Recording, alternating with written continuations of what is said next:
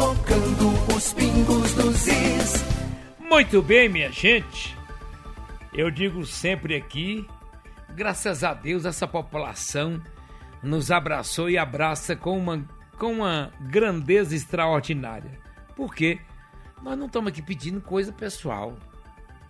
Nós mandei até um áudio pra você aí, viu, Cício? Daqui a pouco eu vou pedir, doido nisso, como está aí.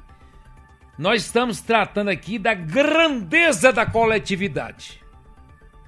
Da grandeza da coletividade é o que nós fazemos e nós aqui tratamos com tanto respeito à autoridade. Como está lá em Romanos 13, 1 e 2, que diz que a autoridade é levada ao poder por Deus. Agora, nós podemos discordar. Nós podemos, inclusive, dar sugestões. A democracia nos permite hoje. Alguns que pensam em ditadura, você levaria na borracha se você fosse na ditadura pedir democracia. Se você, imbecil, que está aí do outro lado, que adora ditadura, entendeu? Para você mesmo que eu estou falando. Se você na ditadura fosse pedir democracia, você levava na borracha. Poderia ser morto, preso, sumiriam com você como se fosse abduzido. Então, gente, nunca peça ditadura, jamais. Nós somos pequenos demais para estar com o poder absoluto. Ninguém aqui é rei para ter o poder absoluto. Tem que ter as contradições, tem que ter quem possa falar, quem possa discordar. Agora, respeitando o contraditório, é o que nós fazemos aqui. Todas as vezes que nós criticamos qualquer área do poder público, o espaço está aberto para o contraditório, nunca negamos. Nunca. Não é igual aquele Covil. Covil mesmo, gente. De uma parte da imprensa de conquista que é um Covil. Você pode saber. E você está me ouvindo, você sabe que Covil é isso. Eles não oferecem o contraditório. Né? Eles não oferecem, mas aqui não. Aqui nós respeitamos todos com a grandeza que é devida. Pois bem, e essa grandeza do serviço público administrado por quem tem mandato popular reside na interseção entre a soberania popular e a capacidade técnica da máquina estatal. Não é por aí, gente? Porque a gestão realizada por representantes eleitos, nós vamos lá nas urnas, e é por isso que eu digo sempre, o voto não é uma obrigação, é um direito que nós conquistamos. Gente, quantas pessoas morreram, sofreram tortura, até chegar hoje que nós temos o direito de votar, que é único, que é seu, que é igualzinho. O voto seu é o mesmo do presidente da República, é o mesmo do senador, é o mesmo de qualquer pessoa. Cada um só tem um. Apesar de que tem gente que diz que tem muitos. E vende esses muitos por dinheiro grande, viu? Muito bem, a gestão realizada por representantes eleitos, como prefeitos, governadores e presidentes da República, está enraizada na legitimidade do voto, que isso é democracia. Você fala, mas na democracia tem erros. Claro que tem. Qualquer coisa que o ser humano faça tem erros e acertos. Mais erros ou mais acertos ou menos erros, enfim. Não é? Então, mas está enraizada na legitimidade do voto. Então, a democracia tem erros, tem, mas ainda é o melhor caminho. Então, esta está enraizada com a legitimidade do voto, que lhes confere a responsabilidade de traduzir as demandas sociais em políticas... Atenção. As demandas sociais em políticas públicas eficazes e transparentes. É o que eu digo, ele não pode usar o dinheiro arrecadado através dos impostos só para ganhar o voto. A gente tem que ter a grandeza no coração e dizer, não, gente, eu preciso fazer aquela obra, mesmo que não me dê o voto para eleger qualquer um dos nossos. Mas é responsabilidade nossa fazer essa obra também. Eu citei aqui ontem que um deputado me falou uma época que você da ambulância e trator dá mais voto do que o aeroporto. Infelizmente, a gente ainda está atrasado politicamente e é por isso que nós temos que melhorar e qualificar esse voto. Então, os representantes eleitos exercem o poder que emana dos cidadãos e das cidadãs, e é essa delegação que dá sentido à gestão. O mandato popular que garante, não é? O mandato popular garante que a aproximação com a sociedade. A gestão tem o dever de prestar contas e dialogar com a população, o que se fortalece pela pressão direta do eleitorado, fiscalizando e participando das decisões. Aí eu voto no deputado federal, ele vai lá e vota um projeto contra mim. Contra o todo que nós estamos... Assim, o conhecimento de classe também é importante, né? A pessoa às vezes está feliz, vibrando com um projeto que vai, desculpa a expressão, vai lascar com ele. Vai lascar com ele e ele está vibrando com isso. Então nós temos que ter o quê? Fiscalizar em quem votamos. Que caminho ele está indo? Quais são as decisões que eles estão tomando? Para depois votar em outro, não tem problema nenhum. E adaptação às necessidades, o controle social. E a eficiência e a responsabilidade social, a gestão pública ideal é aquela que combina a legitimidade do voto com a eficiência e a responsabilidade na atualização dos recursos conforme exigido na Constituição. É por isso que todo dia eu falo e vou falar eternamente. Essa miséria desses orçamentos secretos tem que acabar. Emenda PIX, orçamento secreto. Isso é coisa de gente civilizada, não. Que dá espaço, gente, para a corrupção. Quem é que não sabe disso? E nós temos que cobrar eficiência, responsabilidade social, né? Esse papel social que é fundamental, ética e transparência com os alicerces, para que o serviço público administrado por representantes eleitos alcance seu potencial máximo. A ética e a transparência são fundamentais. Se eu tomo, por exemplo, 400 milhões de reais, que vai acabar tomando, já está decidido pelos vereadores, pelo menos a grande maioria que vai dar legitimidade desse, são eles que autorizam, me parece que já está definido isso. Eu tenho que atingir o máximo possível de obras estruturantes para uma população. 400 milhões! Já se recebe 2 bilhões de arrecadação, mais 400 milhões, mais me parece que 60 milhões com venda de terrenos, mais o aumento dos impostos. Nós temos que fazer obra estruturante, não é só jogar borra de asfalto. Ah, mas borra de asfalto dá o voto! Sim, gente, mas sim, é bom asfalto? Claro que é. Mas a gente tem que fazer a obra estruturante, que são cuidar da drenagem pluvial. Eu vou chegar lá. Combate à corrupção, na transparência, na gestão de recursos, é uma forma de prestar contas à sociedade, construindo confiança e combate à corrupção. Esse país tem que voltar a ter dureza nessa questão da fiscalização com dinheiro público. Boa governança, o compromisso com a ética na administração é a base para uma governança de qualidade que prioriza o bem-estar coletivo e a integridade em todas as suas ações. Em suma, o serviço público alcança sua maior grandeza quando a administração legitimada pelo povo, o que seria isso? O voto. Trabalha de forma eficiente, transparente e socialmente responsável, contando com a dedicação e o profissionalismo de seus servidores.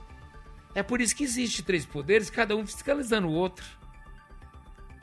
Mas se um for submisso demais, não fiscaliza. E eu quero falar sobre isso aqui agora, antes de entrar no que eu quero chegar. Tem uns que falam que a base já vota. Olha, a base aliada já vota. Pode ser uma coisa que vai matar a mãe deles, mas já vota. Tem vereador, ou deputado, ou senador que olha assim o projeto, nem lê. Não sabe se vai ser bom ou ruim. Eu sou da base aliada, então eu voto. Não é? Então eles acompanham para não ficarem sem as obras para suas reeleições, outras benesses e cocitas mais por parte da Prefeitura, do Estado, da União, cada cargo que lhe compete. Gente, base aliada não é base alienada. Base aliada não é base alienada.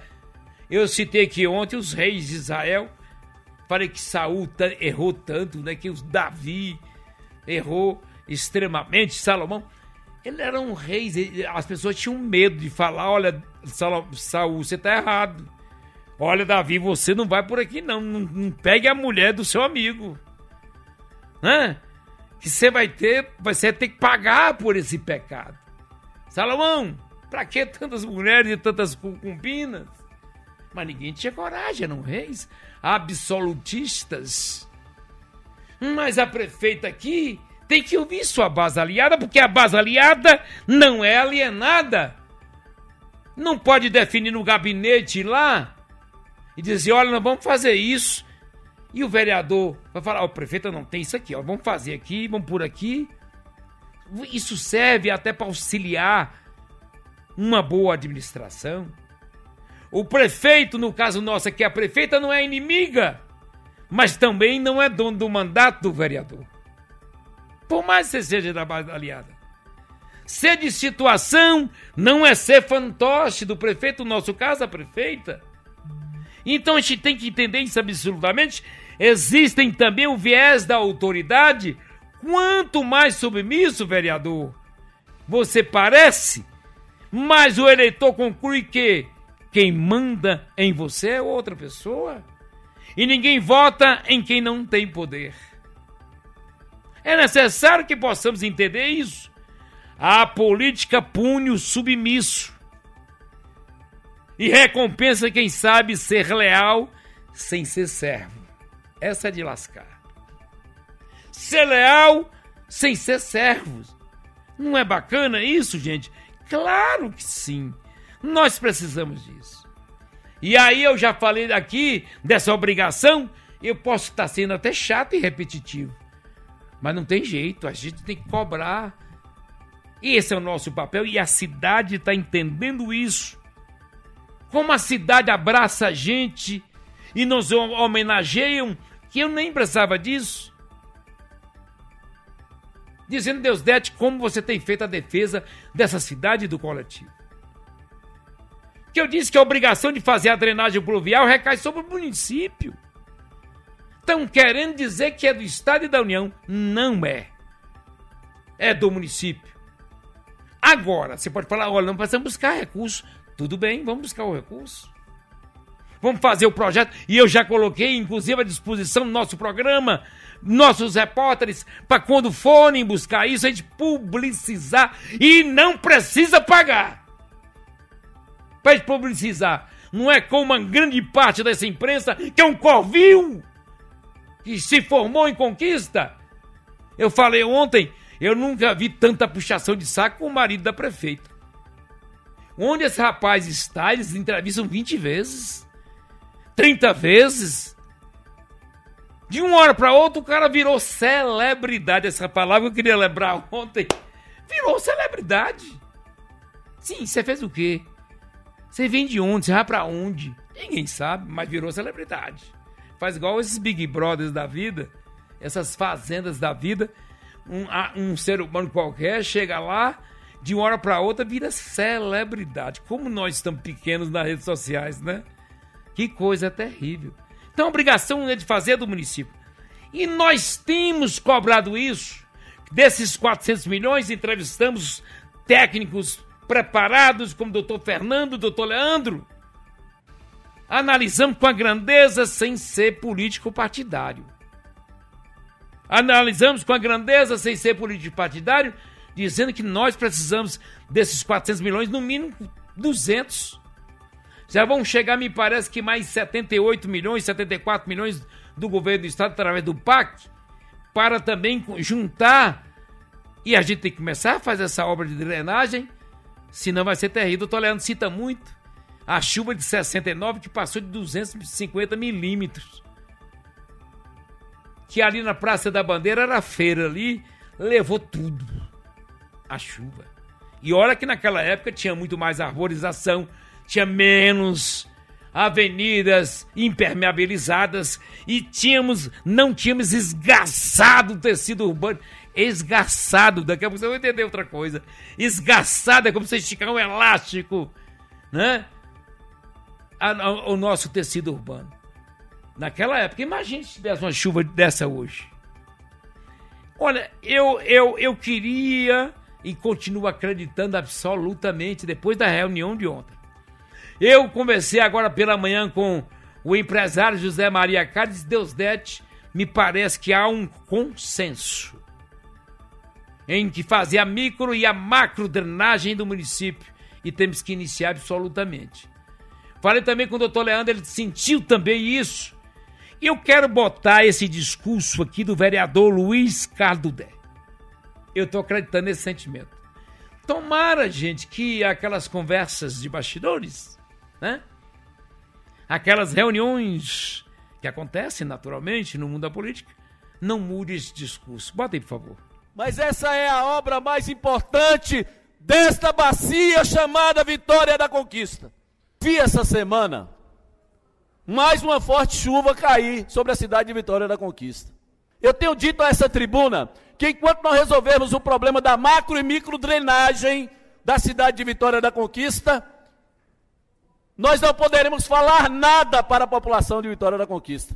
O momento é agora, senhoras e senhores vereadores. Chega para esta casa aqui um aporte de 400 milhões, uma solicitação de 400 milhões de reais. É preciso que a metade desse recurso seja destinado à macro e micro drenagem da cidade de Vitória da Conquista. E aí, presidente, o senhor falando comigo, é importante dizer isso. Senão de nada vai valer, presidente. Se nós não resolvermos o problema da macro e micro drenagem desta cidade, não vai adiantar. A população vai ficar, mais uma vez, à espera. É pouco, 200 milhões? É, mas é basicamente a metade daquilo que a gente precisa para resolver o problema da macro e micro drenagem da cidade, aquela que foi começada, inclusive, lá atrás, por José Fernandes Pedral Sampaio, Fernando Gomes, como secretário de obras, que ficou às margens da comunidade Santa Clara de Assis, no eixo que liga o Ibirapuera ao Bruno Bacelar. Muito bem. Eu continuo acreditando, viu, vereadores? Vereador Dudé, o senhor é danado, o senhor é um líder aí dentro dessa casa, conhece seus pares como ninguém, e é necessário continuarmos com essa mesma força. Olha, gente, eu tenho um sentimento de dever cumprido. Chega a arrepiar aqui, chega a arrepiar. Tenho um sentimento de dever cumprido e a alegria de ter a força do nosso diretor-geral, Mário Bourim, para tratar das coisas e da grandeza dessas coisas com muita clareza. O nosso dever cumprido aqui do AMP Notícias e dos nossos repórteres e da direção dessa casa. Dever cumprido. E gostaria muito que todos os outros personagens dessa engrenagem pudessem pensar com a grandeza do coletivo e que pudéssemos tratar disso com essa grandeza verdadeira. Então, vereador Dudé, vereador Ivan, todos os vereadores, trate disso como uma grande obra para esse município. Não vamos tergiversar jamais, que senão vamos acabar caindo numa lama, não é? Senão a gente chafurda na história. Vamos chafurdar na história e isso não é bom. Conto, olha, não é o que conto não, a cidade, os munícipes, os seus eleitores, estão contando com os 23 vereadores absolutamente. Toca o barco. Up Notícias.